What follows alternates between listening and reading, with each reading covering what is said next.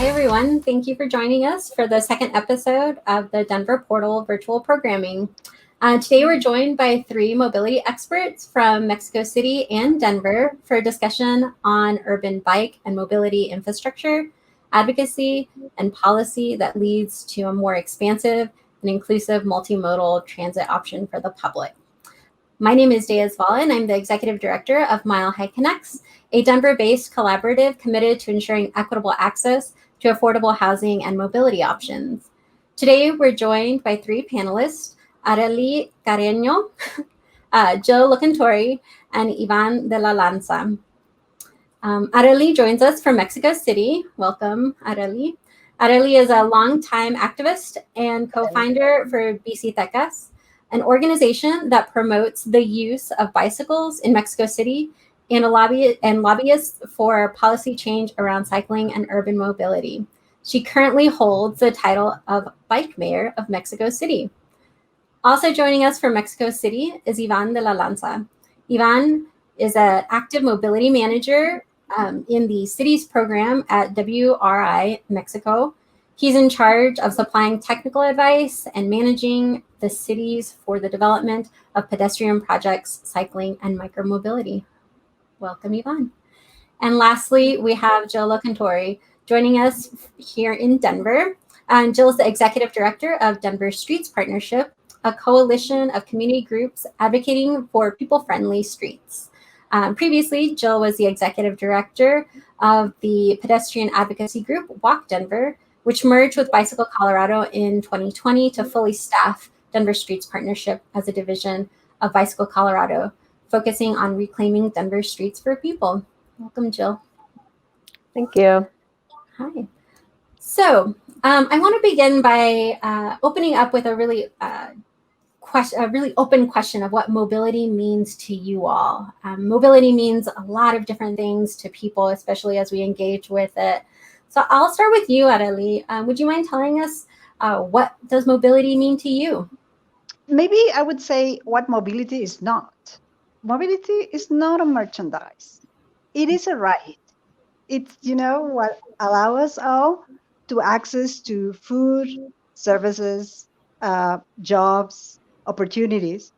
And it should be looked at as a right for everybody to access everything that is there for us as city dwellers. So it should not be anymore seen as a merchandise, as a service that has to be expensive and scarce, but it has to be easy, affordable, sustainable. It has to be equitative for people, or equitable. Sorry for my English. So it has to be seen as something that all of us are entitled to in order for really being able to enjoy life and being able to enjoy all our rights. Thank you for sharing that. Jill, talk a little bit about what mobility means to you. I know I'm familiar with Denver Streets Partnership, but I'm not sure everyone is. Sure. It's similar. We think about mobility is what connects people to what matters most in their lives, whether that's getting to school or work or recreation and connecting to each other. And fundamentally, it's not about any particular mode. We're not defined by the mode of transportation that we use. Every one of us uses a variety of transportation modes at different times of day, different days of the week, depending on what our specific purpose is for getting around. And really what we need is options. So that everybody can get where they need to go, in a safe way, in a way that supports their health, in a way that's affordable and inclusive for everybody in the city. Thanks, Jill. What about you, Yvonne? Share a little bit about how mobility and what mobility means to you. Absolutely. Thank you very much for the invitation. And so in WRI, we are aware that mobility actually it's a way to provide access to a more equal city. Or as Areli was saying, it's a way to not provide the same access to jobs, to education. And it's as well part of the biggest challenge in our humanity for the next 30 years to 2015, because we know that a lot of negative externalities are associated to the mobility that we have already in the city, especially around dispersion, motorization, congestion. So the challenge is by 2050, we are going to have 70% more of the population that we have now in the biggest cities around the world. So when you think around Mexico City, you have 23 million inhabitants in the city, or Delhi, you have 35 million. So imagine to have 70% more of this population in the city. So how are you going to provide this access for these people to jobs, to education, to water, to the resources? So it's part of the challenge to provide a more diverse and equal city and trying to fight against climate change, actually.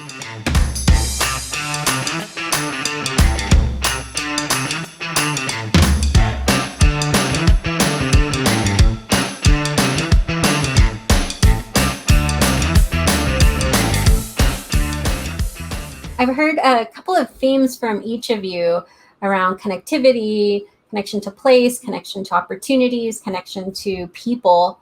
I've also heard some themes around equity and making sure that everyone has equal or has access to these opportunities. So it's one thing to provide the structure. It's another thing to also make sure that people have the accessibility to it.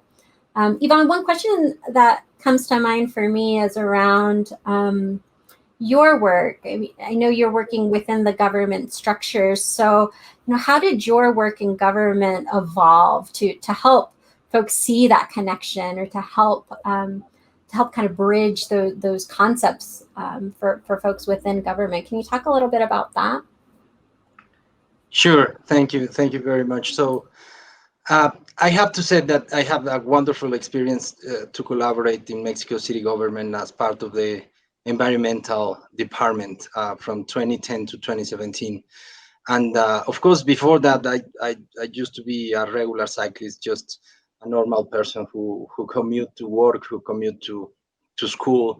And but then I have the chance to collaborate in this area of government. And it was wonderful because I have the chance to experience a process that I call from political will to public policy. And it's a process very interesting because I have the chance as well now in WRI to witnesses in many different cities. And I have to say that I call it as the maturity framework of the bicycle mobility process in the world. So the interesting situation is that you can see that in cities, bicycle mobility is a movement mainly led by advocacy groups that actually helps into the cohesion and the communication between people. Is actually one of the biggest ways to create the original politics in the cities, to involve in our local environments, to be in contact with people. And I guess that in that sense, Areli could develop more. But the thing is that this is happening around many different cities in the world. So you can see that this is a very nice way to connect people. It's healthy. It has a huge range of benefits from health to economic development, of course, reducing emissions, and to provide a more safe environment in our neighborhood. So when I was in government, I was as part of the authorities there in charge of the development of the bicycle mobility strategy. So the interesting process is that a lot of the advocacy groups start with this movement around 20 to 25 years, but then this provides enough support to create political will. And this political will eventually becomes into this specific program around bicycle mobility strategy. And then we have the chance to incorporate this into a specific program in environmental department and to provide and to create bicycle cycling infrastructure, bicycle equipment, a bike sharing program, the open street program, the Ciclovia. So eventually it was a fantastic way to create this participatory process around different people, right? Mm. There's so much in there that I want to unpack, but you hit on one thing around advocacy and mobility. And Jill, Walk Denver was your original home, now merged with Bicycle Colorado. I wonder if you could talk a little bit about what multimodal advocacy means to you in the context of Denver. Yeah, like I was saying, when we merged Walk Denver and Bicycle Colorado together, we were really acknowledging that nobody uses any one mode, and they're not defined by the mode that they use. So, the analogy is like everybody vacuums their house, hopefully, to keep their house clean, but they don't describe themselves as a vacuumist because they use a vacuum, right? So we don't have to define ourselves as bicyclists just because we use bicyclists, or transit riders just because we use transit. These are tools that we use to get access to the opportunities and the destinations that we need on a daily basis. So with our merger, instead of focusing on the mode, we're now focusing on the people. And how do we focus our transportation system and design a transportation that is centered around people and that really honors the dignity of human beings? For so long, our transportation system has been centered on cars and really focusing on the machines. And how do we design our environment to accommodate and support these machines? And meanwhile, we've left very little space for people. And if you're not in a car, you often suffer very undignified circumstances. You might not have an actual sidewalk to walk on. If you're at a bus stop, you might not have a shelter to protect you from the rain. And so we're focused on how do we design our human spaces that are more people-centric and that support the comfort and the health and the well-being of all the people in that space. Adelie, I want to check in with you because I heard some themes also along those lines in your overview. I don't know if you have anything else to add just around what you're seeing around multimodal advocacy and what that means to you. Well, I really agree on what just Jill said, because it is, and I'm very glad that we're talking about dignity at this point in history, because it is. I mean, it is the realization that we are now facing that we made a mistake like 60 years ago, defining and designing our cities and all our transit system and all our movement of people and merchandises around motors, around vehicles, and not about people. So why do we have now these cities that are really not safe for all kinds of users? And why we don't have safety, or we don't feel comfortable in our own cities and streets? It's because we designed it that way. So, and I'm very glad that we are kind of somehow getting together around the world with this new vision. Because before it was just the cyclist or the activist or the public space activist or the different kinds of groups that work for their environment or their neighborhoods. But now we are kind of realizing this, that we made a mistake, like collectively, and we need to change that.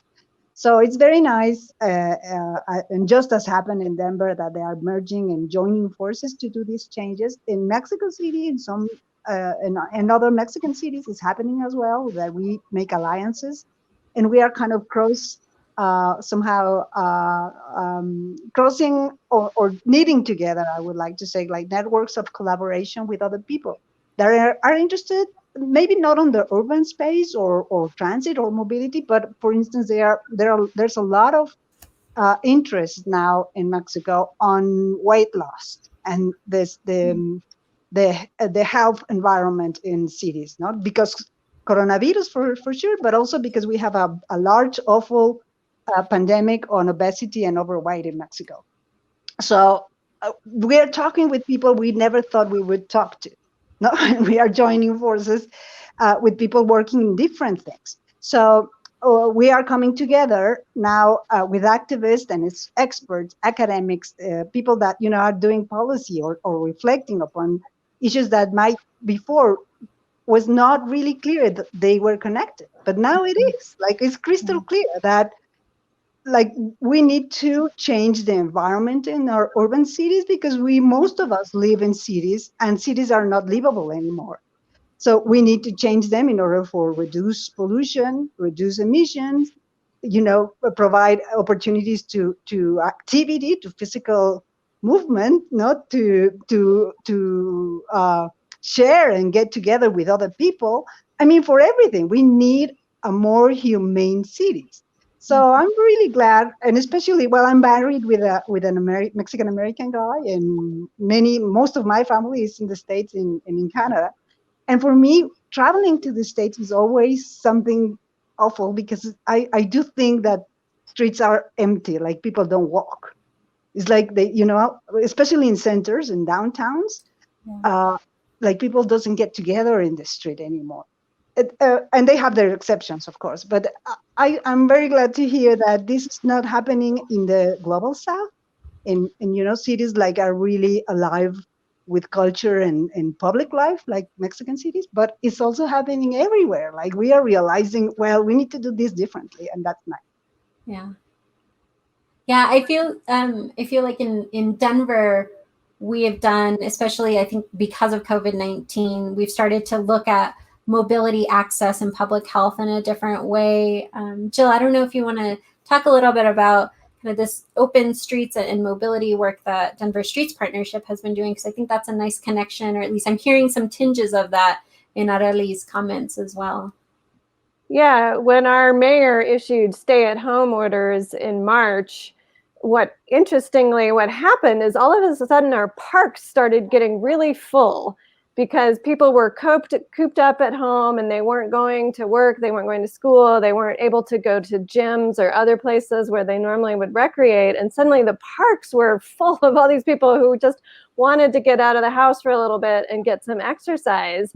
And we realized we didn't have enough space in the parks. And so people were starting to spill over into the streets, and people were literally walking in the middle of the street or biking in the street, just so that they could get out and be, still observing physical distancing, social distancing from other people. And so, to their credit, our city acted pretty quickly to shut down several streets, or as we like to say, actually open them up by restricting vehicular traffic and designating them as priority streets for people walking and biking. And people immediately started flocking to those streets. We actually did some pedestrian and bicyclist counts on one of the streets, and the number of people who were walking and biking down the street about tripled once the city had restricted vehicles and designated it just for walking and biking. And we've also been doing surveying to ask people, how do they like the streets? And do they think they actually should be made permanent even after the pandemic subsides? And I've never seen so much consensus in a community survey that we've done, where 90 to 95% of people say, absolutely, this is so great. Why weren't we doing it before? Can we keep it forever, please? So it's just a great example of how a disruptive event that, is painful and traumatic in so many ways is also an opportunity to shift the way we look at our cities and how we're using the public space, and realize, hey, maybe we've been using it wrong all along. And this is an opportunity to hit the reset button and start using it in a different way that's more supportive of our public health.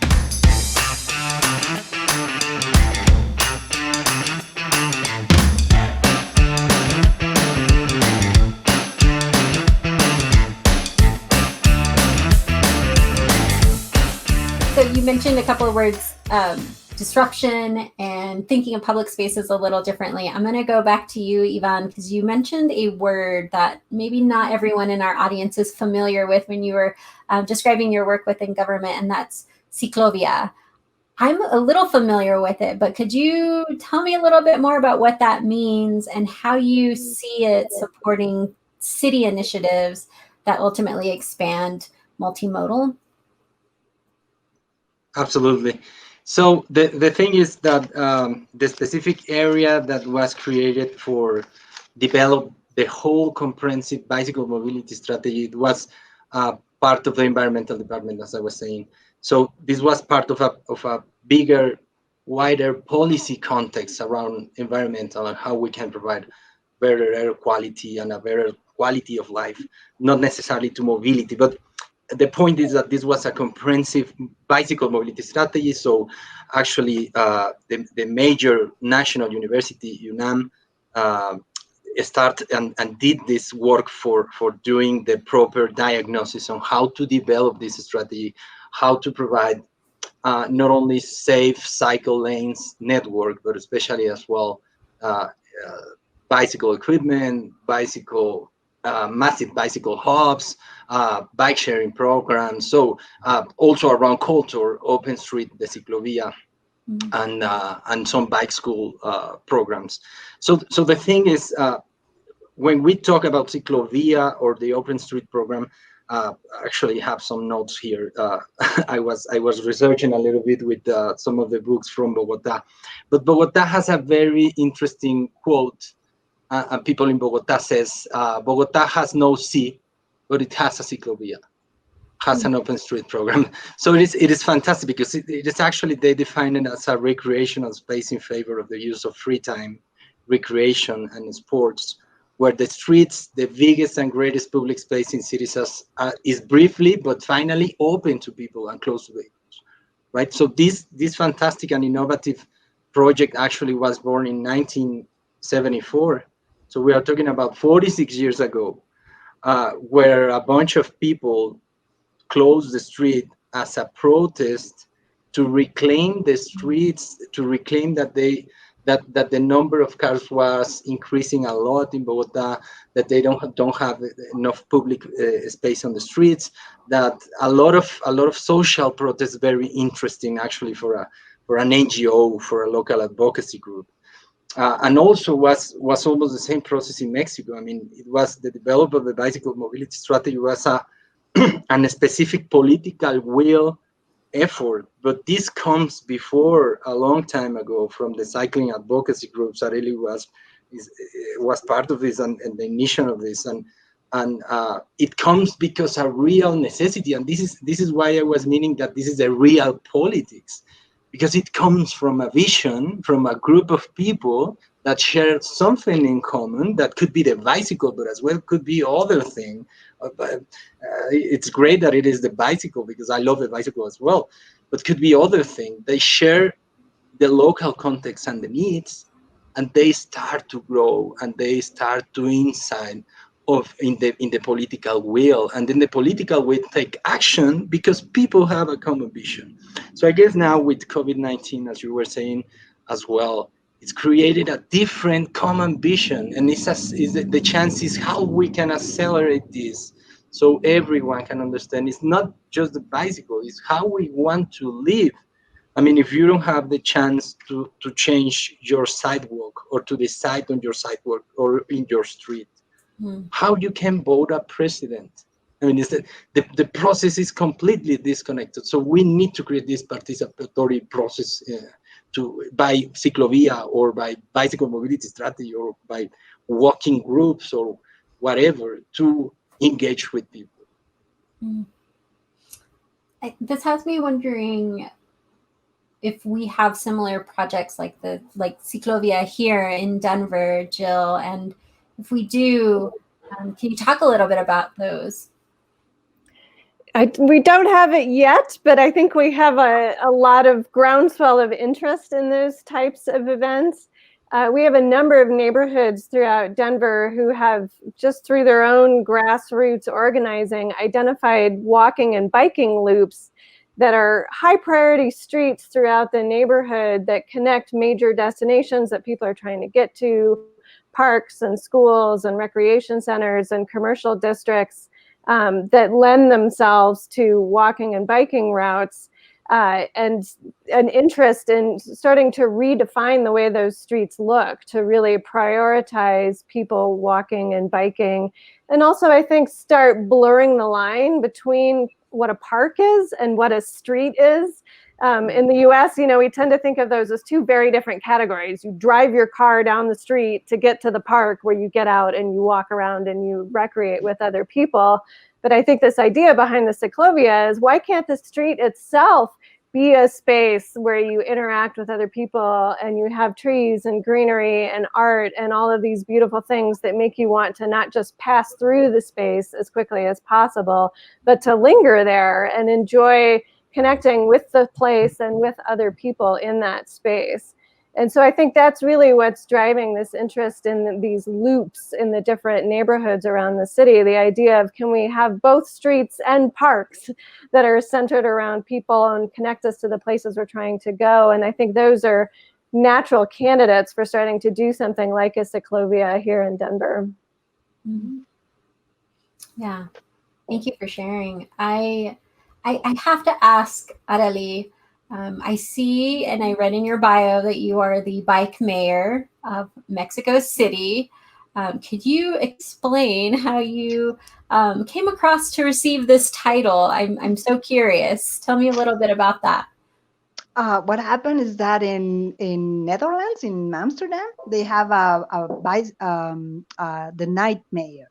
No, it's a position that is an honorary position of a citizen that is not government, is not private, is not a private sector owner or merchant or anything, and also is not only a neighbor, but like in the middle, like somebody that helps everybody to come together to talk about how the nightlife in Amsterdam could be figured out without being too narrow in terms of regulation or too loose or too.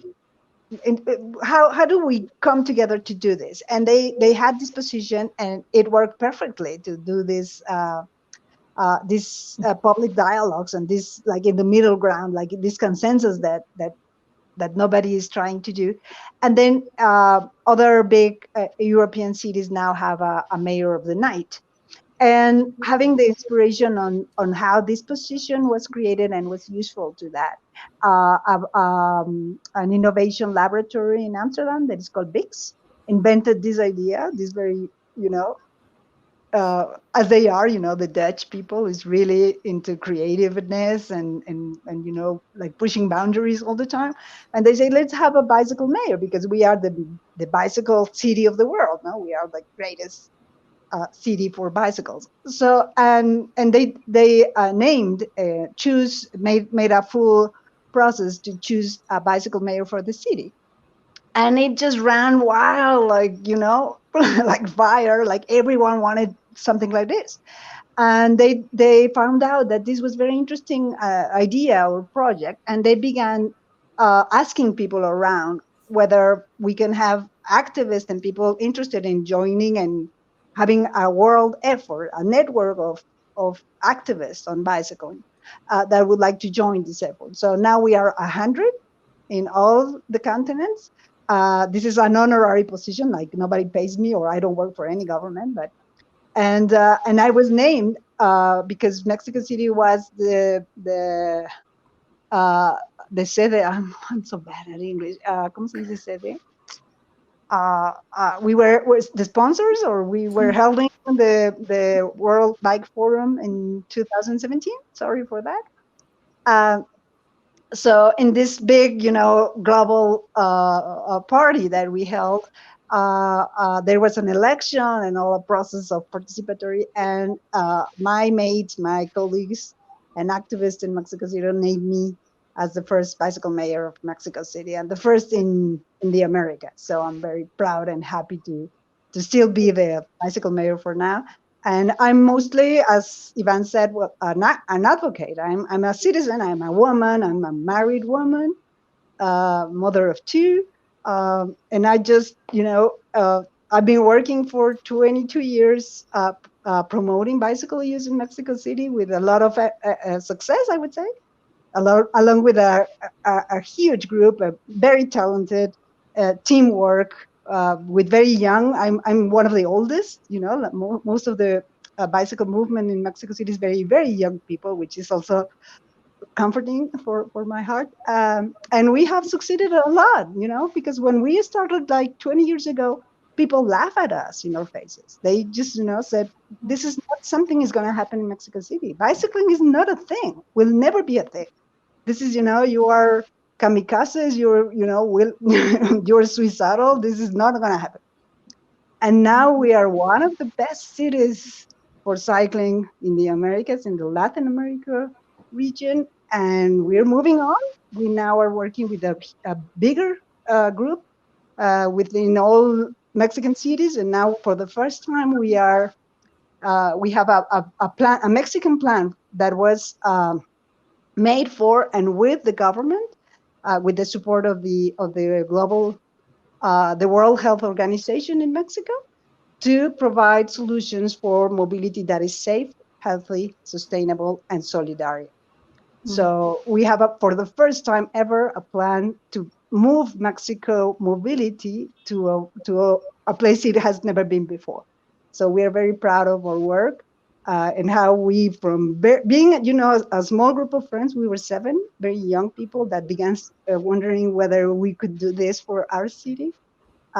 We've been, growing and growing, and now we have, for the first time, a plan that is a national plan to change mobility in Mexico. So, and we are, I'm very happy also to share that I'm working with the bicycle mayors of Bogota, Puerto Rico, Costa Rica, Ecuador, and many other, the Argentina, and now it's coming from Chile.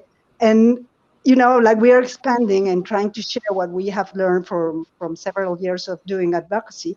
And we are just rocking and moving Latin American region to have a more human cities and more livable, human-centered cities in Latin America. Sounds like we may need a Denver bike mayor. Jill, do you think that could ever happen in Denver? No, I was just thinking that. I have a new aspiration to become bicycle mayor. But then I was also thinking, again, how do we get beyond the modes? Like, I want to be the mayor of our streets, maybe, like mayor of streets for people.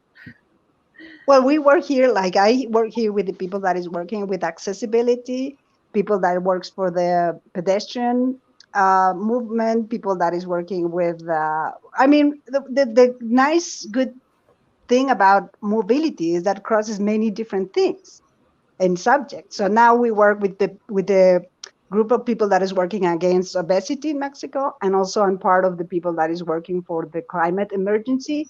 And, we belong to different kinds of networks of collaboration. And that's what makes us very powerful, because we kind of being able to put together what is not, but is separated in the public policy.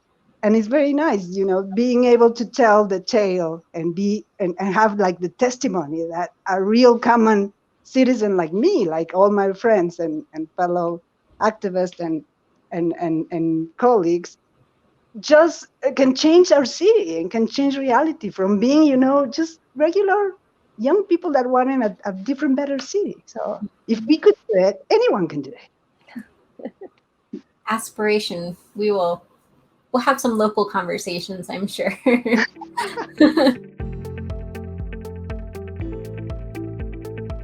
Utilizo con bastante frecuencia la ciclovía, ya que para mí la bicicleta es uno de los medios de transporte más eficaces, además de ser económico y no contaminar. Me gusta mucho viajar en bicicleta, de hecho es mi transporte en las mañanas para ir al trabajo. Tengo usando la bicicleta como medio de transporte aproximadamente unos 7 años ya. Soy un usuario de la bicicleta bastante seguido. Yo diría que utilizo la infraestructura de la bicicleta antes de la pandemia mucho más seguido, ahorita no tanto, sobre todo para moverme en distancias relativamente cortas. Yo creo que sobre todo en la Ciudad de México es muy importante tener un espacio para los ciclistas Y pues nada, sí es importante, sobre todo porque no contaminan, no hacen más tráfico, no hacen más ruido. Entonces yo creo que es muy importante tener como ese espacio para ellos, porque lo merecen, yo creo que muchísimo más que los automóviles. Y sobre todo por la ciclovía, que básicamente pues corta mucho camino y me ayuda mucho. Algo que podría mejorar mi experiencia con las infraestructuras de las bicicletas, la verdad es que sería que las vías tuvieran un poquito más de continuidad, expansión de las vías para poder llegar a más lugares, únicamente se encuentran en puntos específicos de la ciudad y en ciertos recorridos. Y otra cosa que podría mejorar la experiencia en general sería un poco más de atención por parte de los conductores de automóviles y de peatones también, pero fuera de ahí, esa es mi opinión de las ciclovías. I've heard this a couple of times in everyone's comments around climate and health and really shifting the perception and shifting how we think about what mobility means. I'm just curious, maybe we'll start with you, Ivan, if you could talk a little bit on how you all are how you're influencing and shifting that conversation around mobility, kind of recognizing that we may be venturing into these new territories or new conversations.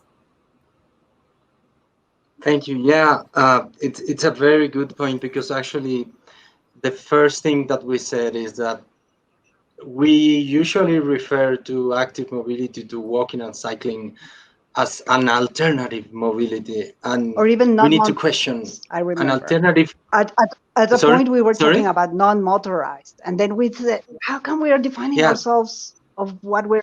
Yeah. Yeah. Sorry. The point of the alternative is for who is an alternative. So when you analyze the whole context of mobility, you realize that most of the people in the world actually don't have access to cars, don't have access even to public transportation. So a lot of people around the world, between 25 to 65% of the people in the world, rely exclusively on active mobility. So the bad thing around this is that actually it reflects the inequality on the world, because these people don't have a choice. And in Mexico, in general, it's 30% of the total trips. And it's basically people who is going to work, but as well it's going to school. But unfortunately, these people, 25% of these people is dying every year by doing something as simple as going to school or going to work. And in Mexico, this is a very, very huge problem, because childs between 5 to 15 years, it's the number one cause of death. It's the fatal accidents on the streets by only going to school. And this repeats, especially in the global south, because as we know, a lot of the cities in the global south, actually, they don't have so many cars, actually, but they have a huge increase on road safety fatalities every year. And road safety it's actually a very huge pandemic that has a lot of cost of people lives every year, even more than COVID. And it's not because COVID is not important, of course, but this has been important since a long time ago. So this conscience is the one that we are trying to create around decision makers, because in many of these cities as well, active mobility is perceived as not important, as an alternative, as non-motorized, as Areli was saying, which is a very bad term, because actually, as you were saying as well, I'm not defined by if I'm having a motor or not, right? I'm defining on how I can live and access my city, and how can I move along. And finally, I would like to comment very briefly that we need to push more for research on this. As an example, in 2016, we made a study when I was in government with C40.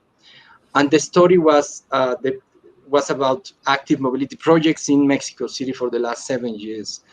And the big result was that bikeability and walkability projects in Mexico City has saved to the city $109 million in the last 7 years, which is actually 7 times more the initial inversion of the cost of the total projects. So when you see it as a business model, it is a business model for the city in terms of actually how they can recover this money or put this money in terms of impacts of health, because actually this is the more important point.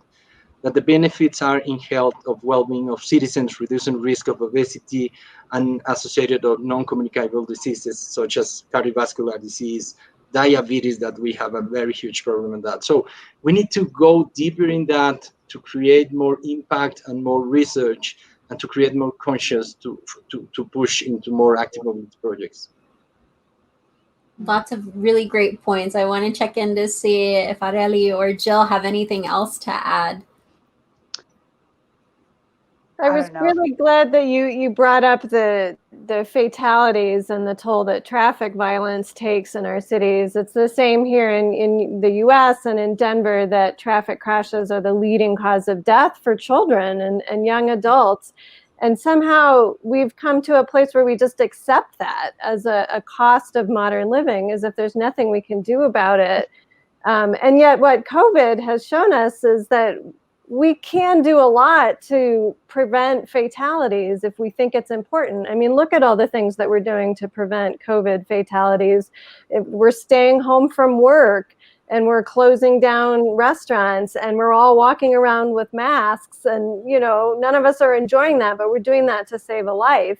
And in contrast, the things that we could do to save lives on our streets are much less draconian and actually joyful things. The more we make it easy and convenient to walk and to bike and to take transit, that's also going to save lives. So yes, it may be a little bit challenging because it requires change. We have to change our habits. We have to change the way our cities look. In the end, these are happy, joyful changes that we can make that also save lives. And so if we're willing to make unpleasant changes to save our lives from COVID, why don't we also make pleasant changes to save our lives from traffic fatalities? Maybe I would add that one of the main obstacles to those changes is the incapability of imagining those new worlds, you see? Because it's not something new. Like, we, as environmentalists or activists, we've been talking about this for 20 years. It's nothing new. Like what coronavirus did was, to, somehow break everything into the, turn the world upside down. And then we realized what we've been saying for 20 years, that the street should be for everyone, that should be safe for everyone, that is not healthy, to spend 5 to 6 upon 6 hours a day to commute to work in Mexico City. Can you imagine that? From 3, 4, 5 hours to 6, some people. This is, it's stupid. And how come most trips are made by transit or in other modes other than cars, but most of the space is for cars, and most of the public money and public investment is on cars. Is this a democracy? Is this, does it make any sense? It doesn't. But as you were saying, Jill, we kind of normalize violence and normalize absurdity. And it's until now that we are kind of, this upside down world of the coronavirus has somehow put the world back on the feet on the ground to say, we cannot go on like this. We need to change.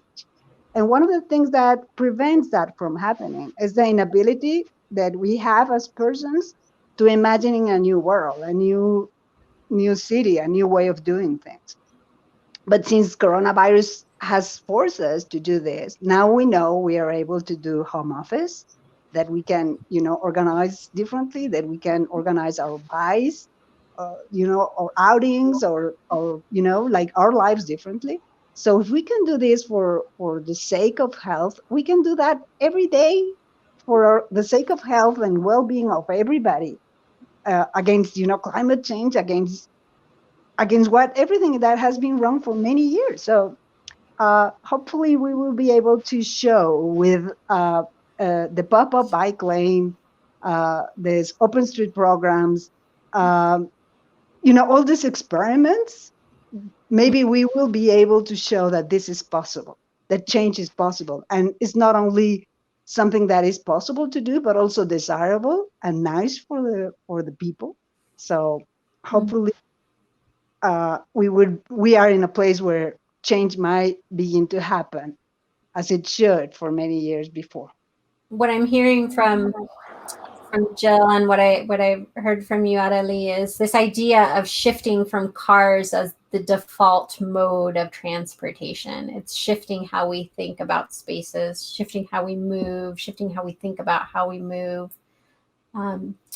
Jill, I'm just wondering, especially in the West, within Colorado, the car is often seen as the default mode of transportation. I'm wondering if you could talk a little bit about how the expansion of multimodal transportation is really beneficial for all. It feels like that's been a central theme of a couple of some comments, but it'd be great to hear from you. How would multimodal be beneficial for everyone? Yeah, we focus a lot on the fact that about a third of the population doesn't actually drive. If you think about children who are too young to have a driver's license, a number of older adults don't feel comfortable driving anymore, people who have some kind of disability that prevents them from driving, or low-income households that simply can't afford to have a car. And when we design our transportation system in such a way that we assume everybody's going to drive everywhere they go, we're completely neglecting that 1/3 of the population and treating them basically like second-class citizens that either have to be stuck in their homes or they're dependent on the kindness of others to help drive them to and from where they need to go. And so they can't fully participate in society. So when we actually create options so that, driving isn't the default, but it's just one of many and maybe not even the most attractive option, we're creating a much more inclusive society, but also making it better for everybody. People who can drive doesn't mean that they want to drive. I know a lot of people who complain about their daily commute. It's nothing like the car commercials where you have the road all to yourself and you're driving down a beautiful winding mountain road. The daily commute for most people, like you were saying, it's hours being stuck in bumper to bumper traffic. And who enjoys that? Like, who wouldn't want to have a better alternative where they can be enjoying the fresh air and, meeting people while they're walking and biking on their way to work? And research shows that you're actually happier when you arrive at your destination if you walk or bike there versus driving there. So giving people these options and making them the easy and obvious choice benefits everybody, not just people who are dependent on other ways besides driving to get around.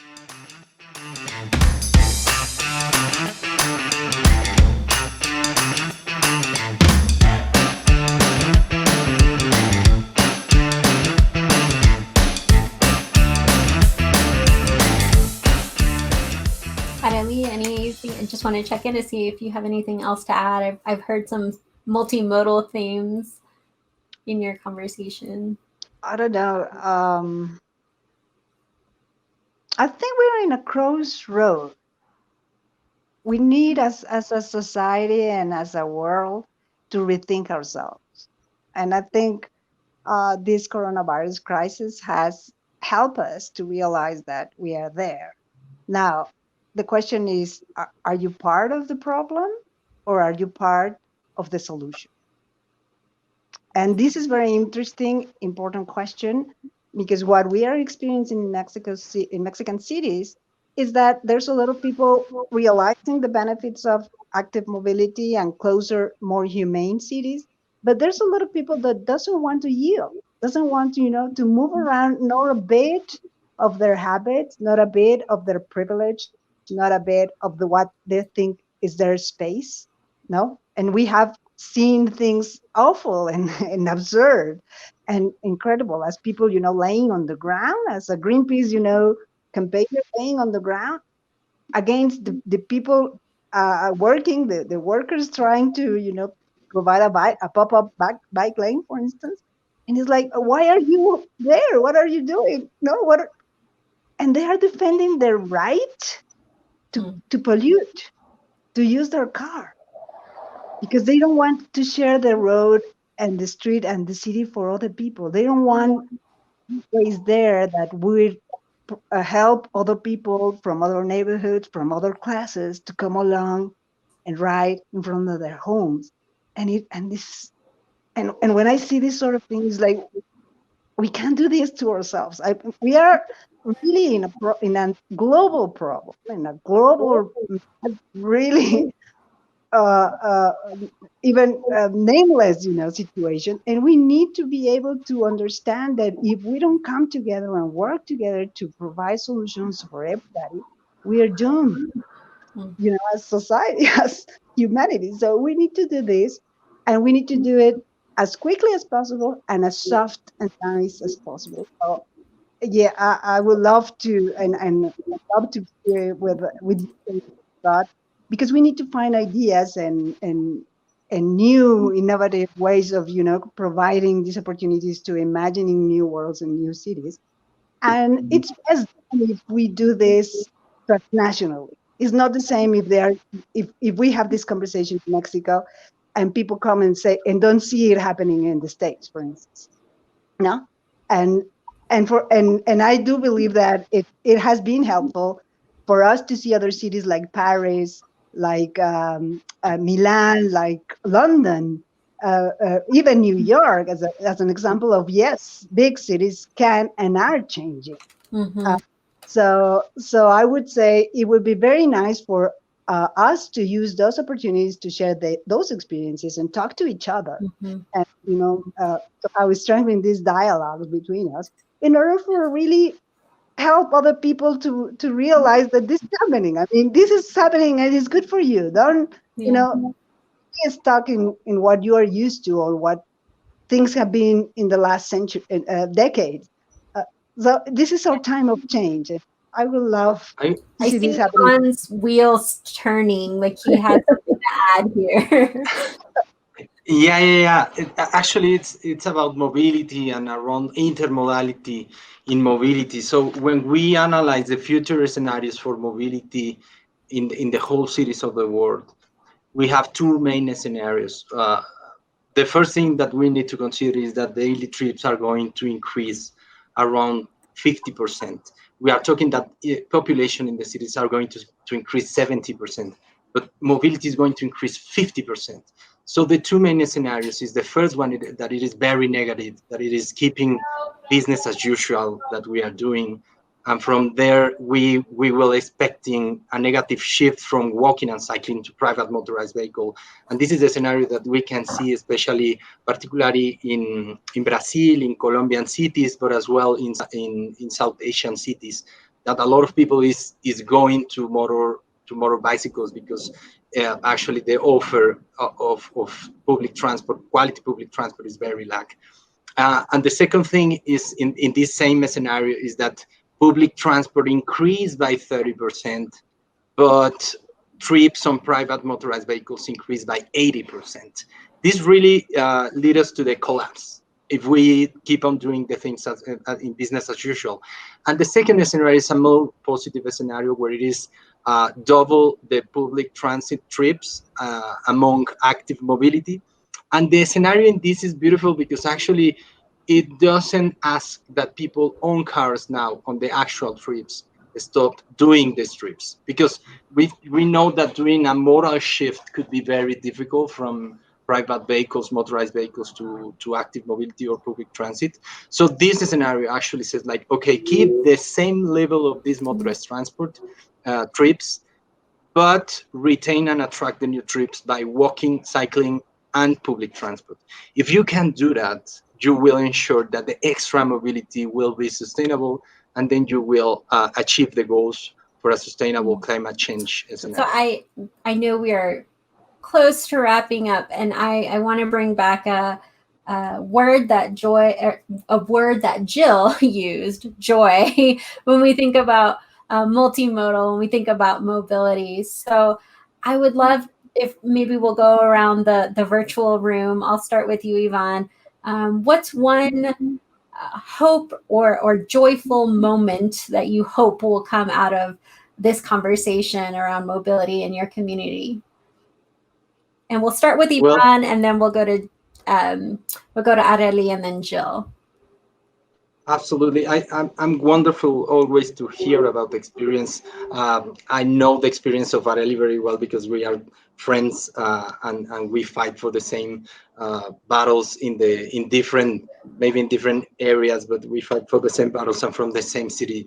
But it is wonderful to hear that this is still happening in many different cities in the world, and especially I really fascinating with this, that this is a very nice movement and a very nice way to create this participatory process that we actually need a lot to create the conscience, to create the new vision, and towards to more equal city. And the second thing will be, maybe as a conclusion, is that also as an experience for advising different cities, one of the first quick steps to doing this is by creating an open street program. And it is actually very quick and it is very cheap. Of course, it needs political will and it needs like a very strong political will, but it is very feasible. And if Bogota and Mexico City, Bogota was doing it in the 70s and Mexico City was doing it in 2010, in 27, it could be doable for every city now. So the thing is, let's push for these steps and start to creating this maturity, fantastic process around active mobility and cities around the world to create a new cities for the becoming challenges. Thanks. Arely? For me, cycling and walking, because I walk and love to walk, are the preferred modes of transportation, because for me they are the expression and the exercise of freedom. Being able to walk and being able to move around the city with safety and without congestion, without fumes, without aggression, is the expression of freedom for me. And I want this sensation and this power and this right to everyone in my city. Everyone should experience this freedom to go, to access, to enjoy, to go wherever they want to go. So this is why I work for this theme, and I'm very happy and proud of what we have achieved so far. And as I said before, if we manage to do this in one of the most chaotic, disorder, difficult cities in all terms, on economically and politically, and like such a messy city in many different ways, I think everyone can do this. And I hope that, as Ivan said, I hope that everyone uses the opportunity that coronavirus crisis is giving us to push for those changes, push for those experiences, and like enlightenment experiences that help people to realize that streets and cities can be better and should be better for everyone. So let's go for it. I'm really sure, and what I've experienced for 22 years of advocacy in this theme, I've seen like an historic, epic change as I've never seen before, thanks to this crisis. Like things never dreamed of in January 2020 are coming true 4 months later. This is, for me, it's incredible. I think it's happening everywhere. So let's use the opportunity. Let's, make the best out of this painful, difficult time, and being able to provide these solutions that are very efficient, they are very cheap, they are urgent. Let's push for those and hopefully provide this opportunity to freedom for everyone. Hearing lots of joy and hope. Jill, what about you? That's so beautiful. I don't know if I can follow up on that. But I really appreciated, really, what you were saying about one of the things that's been holding us back is lack of imagination. And I'm really hopeful that, all these crazy events that have been happening in our world have inspired people to think more imaginatively and also be more open to change and to experimentation, as Yvonne was saying, you know, doing open streets and cyclovias, it's not that complicated and it doesn't cost that much. We just have to be willing to try and to think about our streets differently and experiment and, you know, figure out what works and what doesn't work and be nimble and just continue to tweak it as we go. And so I'm hopeful that maybe people these days are more open to experimenting and imagining, and then they might discover that feeling of freedom that they didn't even know that they were missing out on. And it just builds this groundswell of support for creating the kind of city that we want and that we can imagine, and that's better than what we have today. Oh, thank you. Thank you, Jill. That's such an amazing note to end on. I want to thank you, Jill, Arely, and Yvonne for joining this conversation. I feel like hopefully we've built that groundswell for the next steps. So thank you all. And thank you everyone for watching and participating in the second episode of the Denver Portal program. Thank you, everyone.